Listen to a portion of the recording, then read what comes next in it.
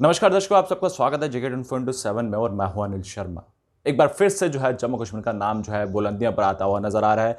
और इस वक्त मैं मौजूद हूं टिक्कू परिवार में। और टिक्कू परिवार में इसलिए मैं मौजूद हूं कि आज जम्मू कश्मीर के युवाओं की बात करें तो उन्होंने परचम लहराना कहीं ना कहीं अब वो पीछे नहीं है। और आज एक बार फिर से आरिश टिक्कू मेरे साथ बातचीत कर रहे हैं और बातचीत करेंगे आरिश से भी कि आज जेईई मेंस का जो है टॉप किया है, जेके यूटी के अंदर जो है जम्मू कश्मीर का जो है नाम रोशन किया है। आरिश से बातचीत शुरू करेंगे। सबसे पहले तो आरिश, आपका स्वागत है जेके 24/7 में।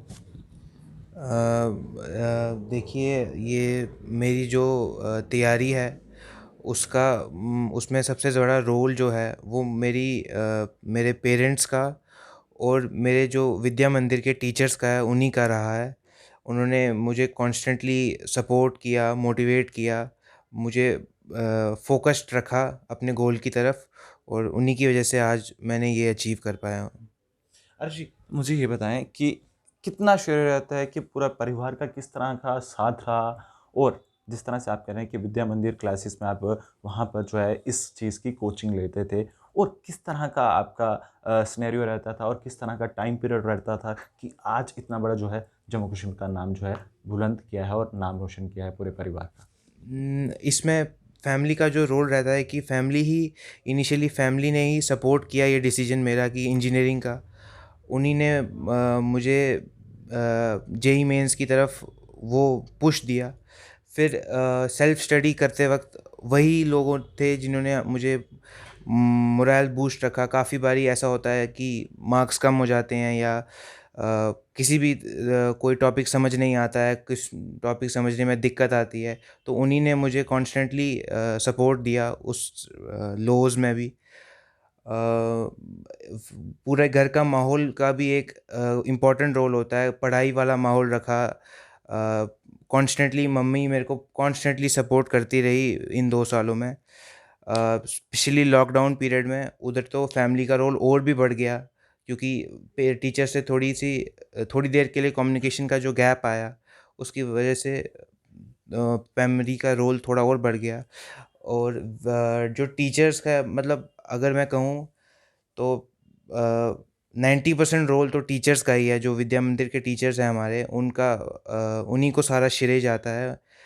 उन्होंने ही मुझे पढ़ाया है, सिखाया है। डेली हमसे कम्युनिकेट करते थे वो।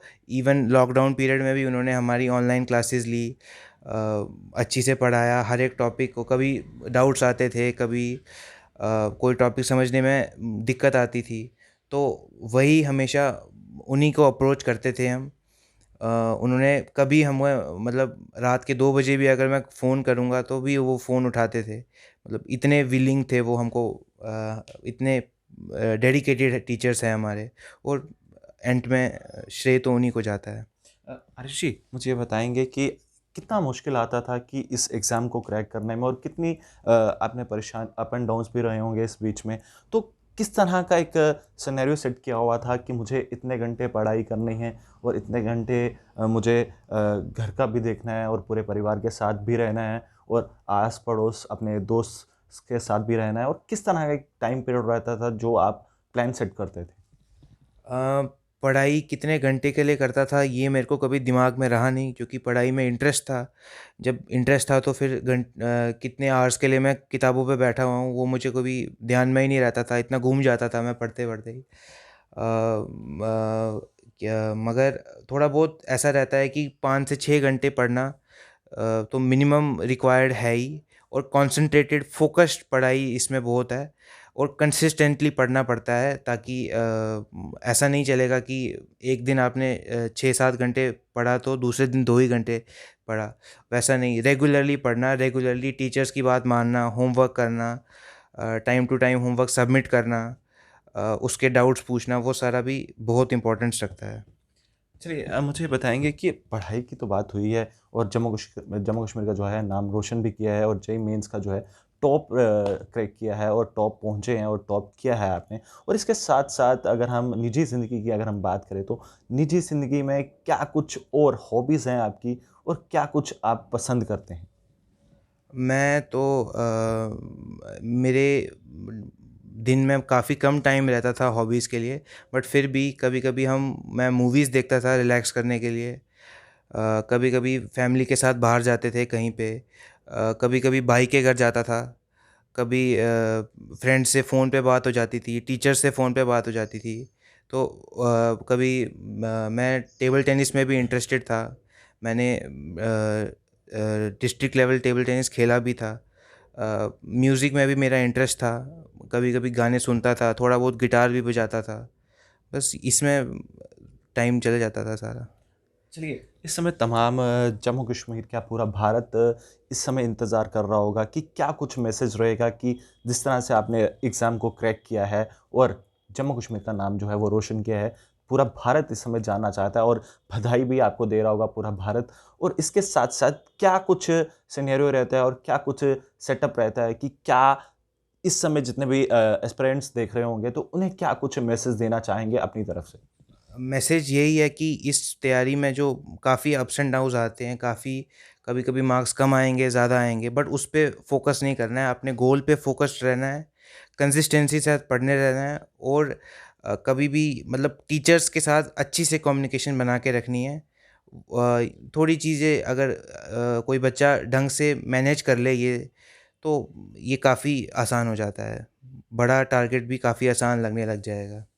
तो आपके लिए कितना टफ था इस टारगेट को हासिल करना और आज इस टारगेट को आपने हासिल भी किया है तो कितना कितना समय रहता था और क्या कुछ इसमें टाइम सेट रहता था और क्या कितनी मुशक्कत रही है इस मुकाम को हासिल करने में और आज कितनी खुशी महसूस हो रही है पूरे परिवार को और पूरे इस समय पूरा भारत आपको बधाई भी दे रहा होगा तो आपको कितनी इस समय अगर हम बात करें तो उस समय आपको कितनी दिक्कत आई इस पूरे मुकाम को हासिल करने में?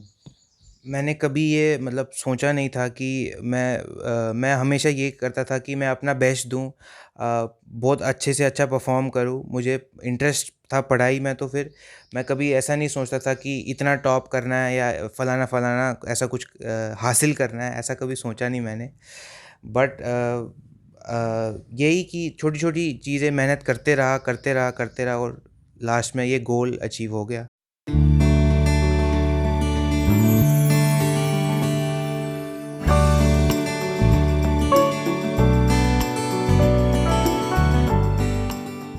मेरे साथ इस समय बातचीत करने के लिए आरिश की माताजी मौजूद हैं और मैं फिर से अगर कहूँगा कि कहीं न कहीं जो है आज बधाई का पात्र हैं और इन्हें बधाई भी देना चाहेंगे। कहीं न कहीं पूरा श्रेय इनके माताजी को भी जाता है और इनके पिताजी को भी जाता है और इनके साथ-साथ जो है इनके जो टीचर्स हैं, उनको भी जाता है। और सबसे पहले तो माताजी आपका बहुत-बहुत स्वागत है हमारे साथ भी। तो किस तरह का रहा इसका सफ़र और कितनी मेहनत रही है पूरी इसके लाइफ़ के पीछे? सबसे पहले हमने इसको स्कूलिंग केसी पब्लिक इंटरनेशनल से इसने स्टार्ट की फर्स्ट, तो तब हम ऐसे ही इसको हमने इतना दूर का नहीं सोचा था। हम ये चाहते थे जितना भी पढ़े अच्छी से पढ़े, तो जितना भी ये पढ़ सके तो अच्छे से पढ़ सके उतना। तो बाकी एक्टिविटीज़ जो है स्पोर्ट्स वगैरह उनमें भी भाग ले और म्यूज़िक में इसको थोड़ी बहुत इंटरेस्ट थी, तो म्यूज़िक क्लासें भी ये स्कूल में लेता था। तो लेकिन जब 8th तक ये आ गया तो 8th के बाद इसकी रुचि मैथ में ज़्यादा हो गई। फ़िज़िक्स और मैथ की तरफ इसका लगाव काफ़ी बढ़ने लगा। बायोलॉजी भी थी लेकिन उसको उसकी तरफ से इसका खिंचाव नहीं रहा। फ़िज़िक्स और मैथ की तरफ से इसका काफ़ी लगाव रहा। उसके बाद इसने खुद ही छोटे-छोटे आजकल वीडियोज़ आते हैं वो वगैरह, मीडिया काफ़ी ज़ोरों पे है, तो इसने छोटे-छोटे क्लिप्स फ़िज़िक्स के देखता था, मैथ्स के छोटे-छोटे क्लिप्स देखता था, तो उसको काफ़ी इंटरेस्ट इन दोनों सब्जेक्ट्स में बढ़ गया। 10th में स्कूल में भी उन्होंने काफ़ी मेहनत करवाई, घर का भी तो काफ़ी होता है, लेकिन टीचर्स का जो उम, बच्चों पे असर होता है वो थोड़ा-सा अलग होता है।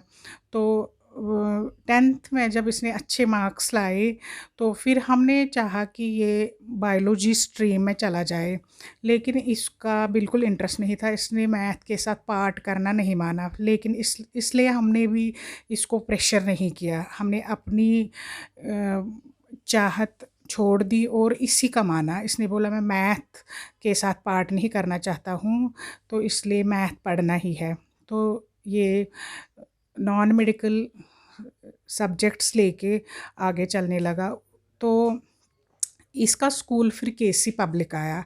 वहाँ पे भी टीचर्स ने इसको अच्छी तरह से काफ़ी सपोर्ट किया। ये खुद भी मेहनती था पढ़ाई की ओर, लेकिन टीचर्स ने भी कभी इसको कोई भी प्रेशर या कुछ बड़े अच्छे एनवायरनमेंट में इसको आगे बढ़ाया।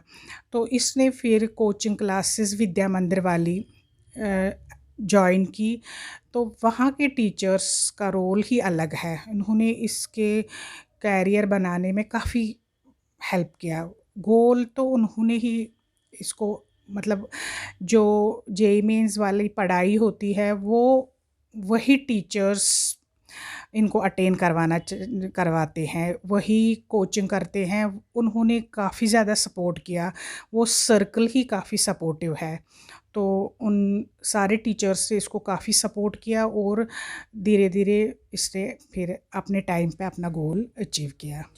मैं ये भी जानना चाहूँगा कि आज पूरा भारत बधाई का पात्र बन रहा है और बधाई दे रहा है आपके पूरे परिवार को। तो पूरी टीम की तरफ से, हमारी टीम की तरफ से भी जो है बधाई है आपके पूरे परिवार को। जिस तरह से आप भी एक लेक्चरर हैं गवर्नमेंट स्कूल में, और जिस तरह से आपके हस्बैंड भी जो जीजीएम साइंस कॉलेज में नोडल ऑफिसर हैं, तो कितना प्रभाव रहता था पूरे बच्चे पे, और किस तरह का एक सिनेरियो सेट रहता था? और बात करें लॉकडाउन में किस तरह से पढ़ाई का सफ़र रहा, जिस तरह से आप बता रहे थे कि अंदर पढ़ाई करना, पूरे रूम में रहना, और काफ़ी समय पूरे लॉकडाउन की अगर हम बात करें तो पढ़ाई एक रूम में बंद रह के पूरी पढ़ाई करना, जब थक जाता था तो किस तरह से सफ़र रहता था?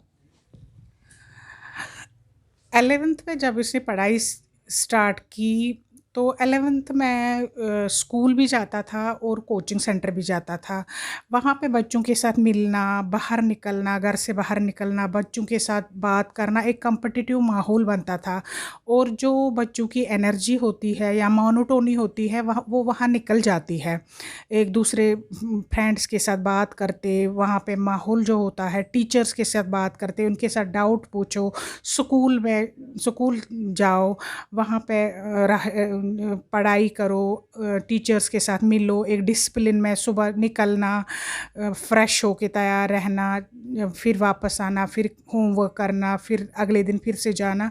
तो वो एक अच्छा सिस्टम रहा उस साल। लेकिन जब से लॉकडाउन हो गया, बच्चों की मोनोटोनी बढ़ गई, इन पे प्रेशर बहुत ज़्यादा आ गया। तो घर में ही ये बंद हो गए। एक कमरे से दूसरे कमरे, दूसरे कमरे से तीसरे कमरे, बस घर में ही ये फिक्स। सारी क्लासें ऑनलाइन। ऑनलाइन एक क्लास छोड़ के दूसरी स्टार्ट होती थी, तो बच्चों की काफ़ी मोनोटोनी बढ़ गई। अपने फ्रेंड्स के साथ नहीं मिलना, वो सब कुछ। इवन कि पहले जब ज़्यादा स्ट्रिक्ट लॉकडाउन था, तो घर के बाहर भी वॉक के लिए नहीं जा सकते थे। इससे बच्चों के मेंटल हेल्थ पे भी काफ़ी असर पड़ा, और ऐसे शारीरिक भी काफ़ी ये असर पड़ा। लेकिन साथ ही में स्कूल वालों ने, ट्यूशन वालों ने बोला कि इनको थोड़ा-सा योगा कराओ।